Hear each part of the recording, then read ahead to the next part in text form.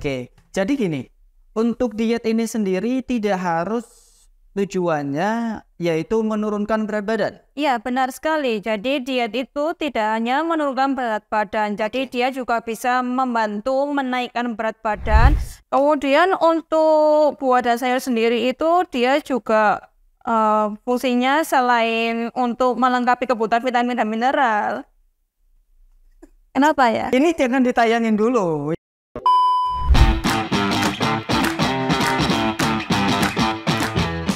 Terima kasih. Assalamualaikum warahmatullahi wabarakatuh. Selamat datang di podcast FM bersama Rumah Sakit Fatma Medika. Halo sahabat sehat semuanya, apa kabar? Oke, di podcast kali ini kita kedatangan tamu yaitu narasumber ahli gizi Rumah Sakit Fatma Medika, yaitu Ibu Lailatul Muniro. Perkenalkan diri, silakan Ibu. Oh ya, terima kasih Mas Badrus. Sebelumnya, Assalamualaikum warahmatullahi wabarakatuh. Perkenalkan, nama saya Lailatul Muniro, biasanya dipanggil Eli. Saya di sini bekerja sehari-hari sebagai ahli gizi Rumah Sakit Fatma Medika. Baik, panggilannya Bu Eli. Saya panggil Mbak aja ya. Ya, enggak apa-apa. Iya, karena kan kita tidak terlalu jauh, lebih akrab saja gitu. Baik, Mbak Eli, apa kabar hari ini? Alhamdulillah, kabar baik. Baik, sangat terlihat sekali sahabat sehat, segar sekali dan alhamdulillah sehat ya Mbak Eli ya.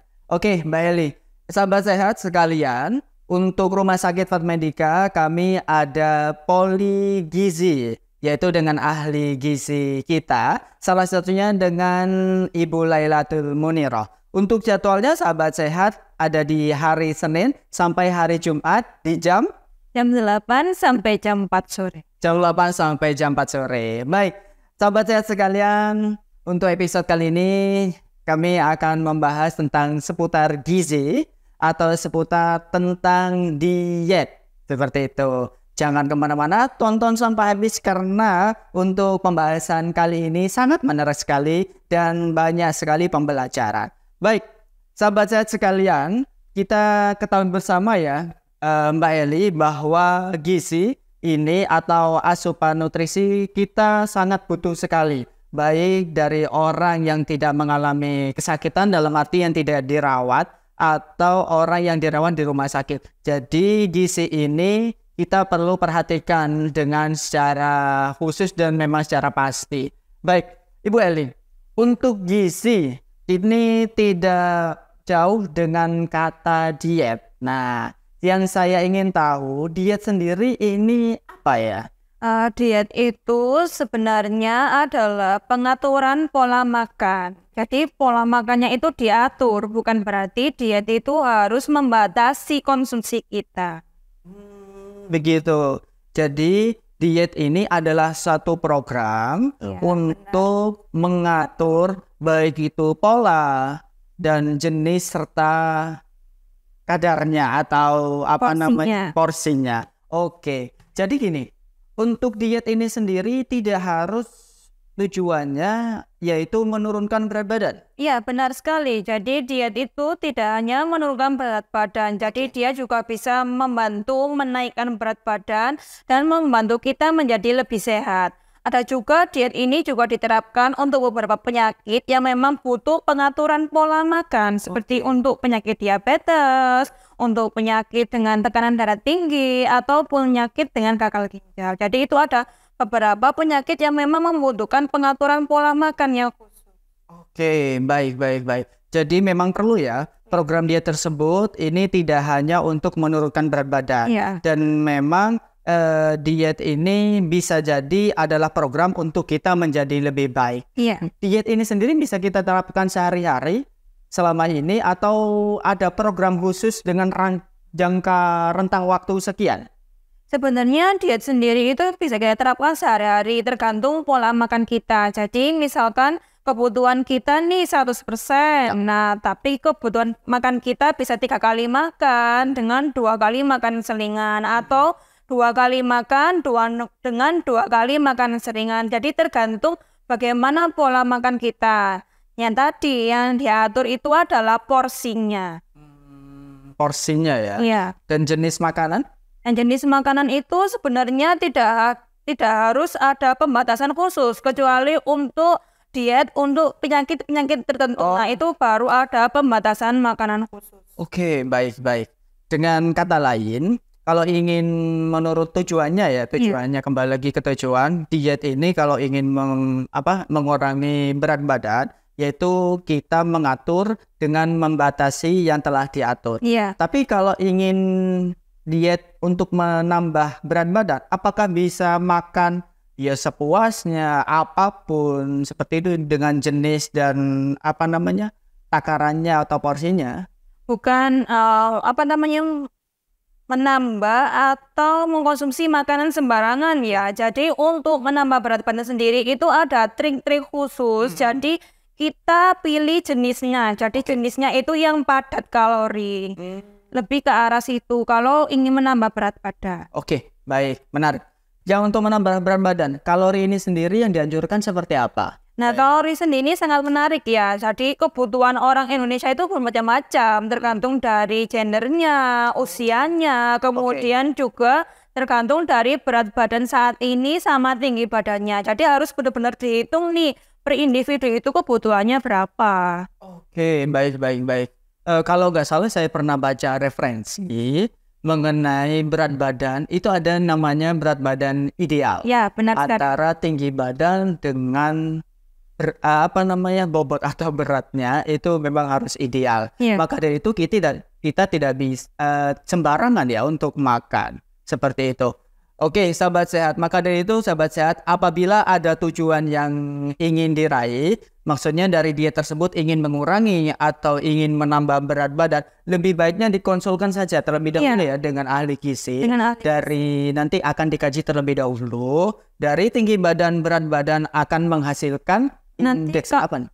Nanti indeks pH tubuh. Jadi dilihat status gizinya itu apakah sudah status gizinya normal ataupun dia underweight atau overweight. Oke, baik. Nah, dari sana nanti dari ahli gizi akan memberikan beberapa kiat-kiat untuk program dietnya tersebut. Menarik sekali, Bu Eli. Nah, begini. Dari program diet tersebut atau kita tidak dalam program nih, jadi udah kita kesampingkan dulu ya untuk kata-kata dietnya. Keseharian, waktu yang baik untuk kita makan sehari-hari, ini di jam-jam berapa saja agar kita tidak terhindar dari istilahnya overweight atau kekurangan. Jadi jam-jam ideal untuk makan ini jam berapa saja? Sebenarnya tergantung dari individu masing-masing ya. Ada yang individu itu yang lebih cenderung nggak bisa makan pagi tapi agak lebih siang, mungkin 7:30 atau jam 9. Jadi tergantung dari pola makan individu ini. Tapi idealnya memang untuk pembagian porsi makan itu ya 3 kali makan dengan 2 kali makan selingan. Untuk jamnya sendiri itu diusahakan kalau untuk makan malam nih. Nah, jadi kalau untuk makan malam sendiri itu ya diusahakan harus di bawah jam 7, jangan sampai di atas jam 7. Karena ada penelitian itu yang saya baca di luar negeri nih waktu dulu saya kuliah itu, jadi untuk lingkar pinggang sendiri itu akan bertambah jika kita konsumsi makanan di atas jam 7 malam. Jadi diusahakan sekali untuk makan di bawah jam 7.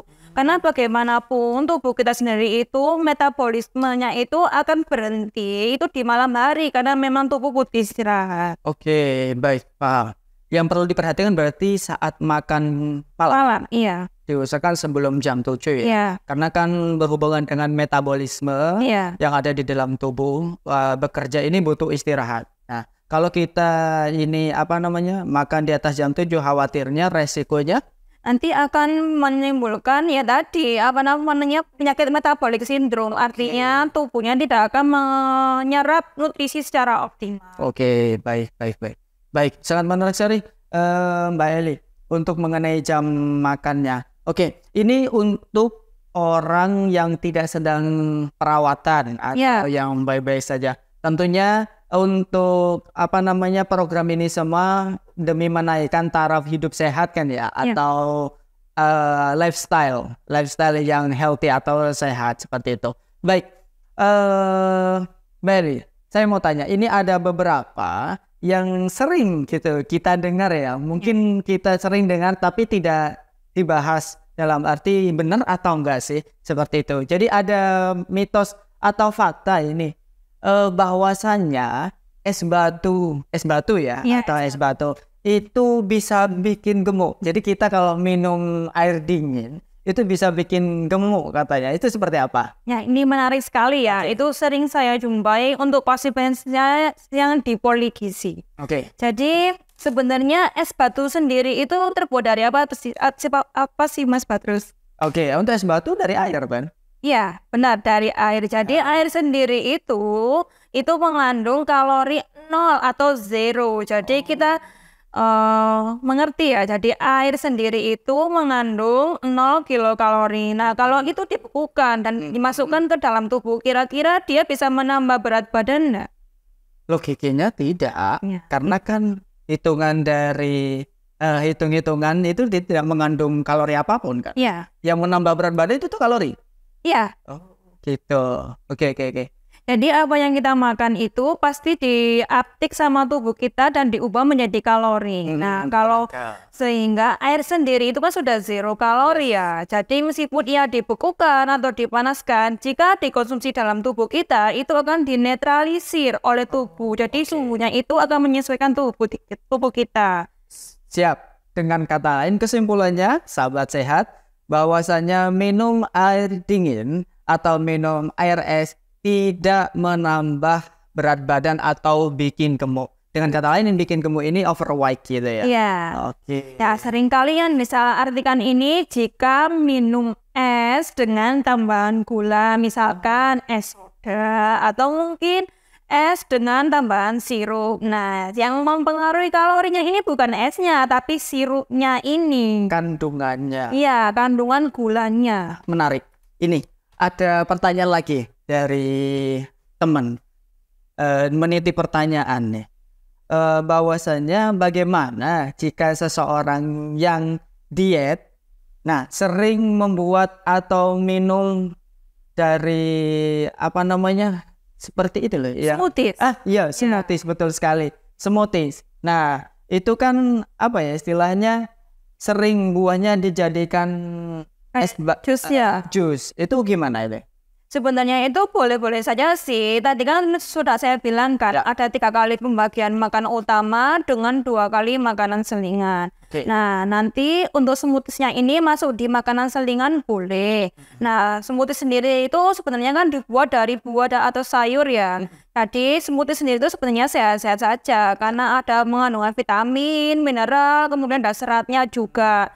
Nah, jangan lupa nih foodies. Jadi untuk sahabat sehat Fatma Medika, jadi kalau membuat smoothies itu jangan menggunakan gula tambahan atau susu. Jadi pergunakan buah sendiri atau sayur tanpa ditambahi tambahan makanan yang lainnya. Karena sebenarnya buah sendiri itu sudah mengandung gula. Jadi jangan banyak-banyak gula gitu aja. Oke, baik. Jadi yang bisa atau membuat berat badan naik itu dari gulanya itu sendiri? Ya, gula sederhana. Oke, gula sederhana. Baik, Mbak Elit, ini kami kan buka Q&A atau tanya jawab ya. Karena kan kita ada tema di setiap podcast, maka dari itu kita buka tanya jawab kepada follower yang ada di Instagram kita. Dan di sini ada yang bertanya. Bentar, saya buka dulu ya. Nah, coba lihat bersama. Mau tanya dong, ini tanggapan dari follower kita. Nama akunnya Kazutosu. Oke. Mau tanya dong Min, apakah diet itu harus tidak boleh makan makanan yang mengandung garam? Tolong tanggapannya. Ya. Jadi sebenarnya untuk makanan-makanan yang mengandung garam itu sebenarnya untuk pasien atau kita yang untuk berdiet itu sebenarnya boleh-boleh saja. Yang tadi yang fokus pada kalori ya lah, biasanya untuk makanan yang tinggi garam itu dia padat kalori, contohnya fried chicken atau mungkin french fries, itu kan dia tinggi garam. Tapi selain tinggi garam dia juga padat kalori, jadi tidak cocok jika digunakan untuk konsumsi makanan atau atau untuk orang yang berdiet.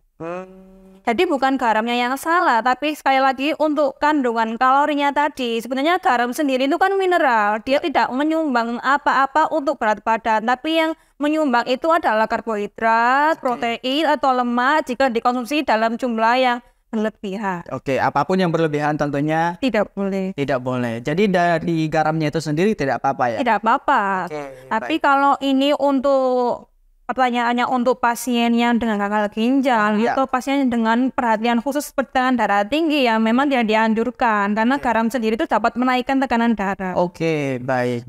Ini beda kondisi sahabat sehat karena kita ini yang bertanya adalah untuk Orang sehat ya. orang sehat. Ya, jadi tidak ada istilahnya pantangan Iya. apapun. Oke, baik, menarik. Ada pertanyaan satu lagi. Ini Bu Eli. Sorry. Ini ada yang bertanya, nama akunnya freddy.edwin. Nah, bertanya, mau tanya dong Min, untuk program diet apakah boleh makanan yang bergoreng seperti itu? Jadi bergorengan, seperti itu. Atau kiat-kiatnya seperti apa kalau ingin makan makanan yang gorengan kalau lagi program diet?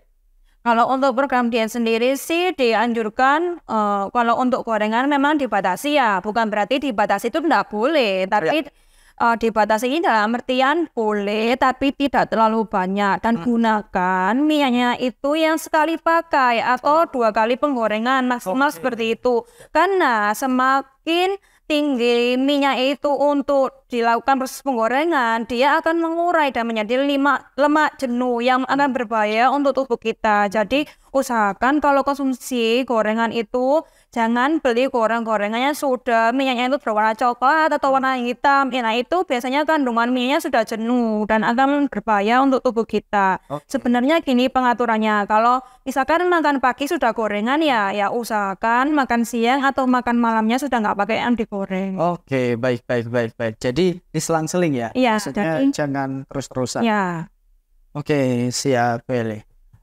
Satu lagi, ini pertanyaan dari mungkin saya pribadi, karena saya suka makan makanan itu. Nah, untuk kandungan dari makanan kerupuk yang baik, ya. Dan kadang kan gini, ada orang yang mengatakan jangan banyak-banyak makan kerupuk, nanti kamu ini dan itu. Nah, kerupuk yang baik itu sendiri seperti apa? Apakah digoreng pakai minyak? Ada yang digoreng pakai asin? Iya, saya tahu kok ada yang digoreng dari Gimana? Sebenarnya konsumsi kerupuk itu ya boleh-boleh saja, tapi ya kita tadi kembali, kerupuk itu kan terbuat dari apa? Dari terigu atau dari tepung kan. Nah, itu kan dia sumber karbohidrat. Nah, biasanya kerupuk ini digandengkan dengan gado-gado atau mungkin nasi atau mungkin lontong. Nah, itu sedangkan dia juga sumber karbohidrat. Sepertinya boleh makan kerupuk, tapi tidak boleh berlebihan.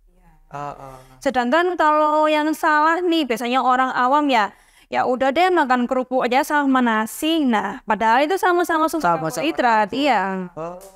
Itu yang salah persepsi dari masyarakat kita. Oke, apalagi makan mie instan Campur dengan nasi. Iya. Padahal ini faktanya ya Mas ya. Jadi sumber karbohidrat jika dikonsumsi dalam bentuk yang berlebihan, dia akan diubah dalam bentuk lemak. Nah, lemaknya ini namanya lemak trigliserida.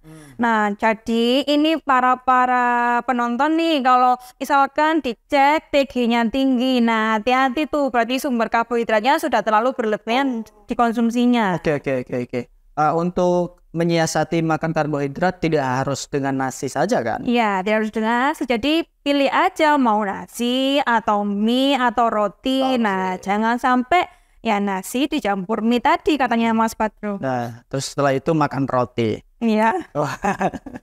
Double karbohidrat. Oke, Mbak Eli, mungkin itu saja untuk pembahasan kita. Dari itu semua banyak sekali apa yang telah kita dapatkan dari saya pribadi, bahwasanya makanan atau diet itu sendiri itu adalah pola makan, program diet itu sendiri. Jadi diet belum tentu mengurangi makanan, bisa jadi diet itu adalah program untuk menambah berat badan. Baik, Mbak Eli, terima kasih banyak atas kedatangan dan kehadirannya di episode kali ini. saya sampaikan terima kasih. Jangan bosan-bosan untuk main ke studio podcast Rumah Sakit Fatma Medika. Nanti kita bisa membahas lebih jauh dan pastinya yang trending atau up to date pada saat ini. Seperti itu. Oke, baik sahabat sehat, sampai di sini dulu sahabat sehat Rumah Sakit Fatma Medika. Untuk podcast kali ini mohon maaf apabila ada salah-salah kata dari saya pribadi. Saya undur diri. Wassalamualaikum warahmatullahi wabarakatuh. Rumah Sakit Fatma Medika, salam sehat Anda.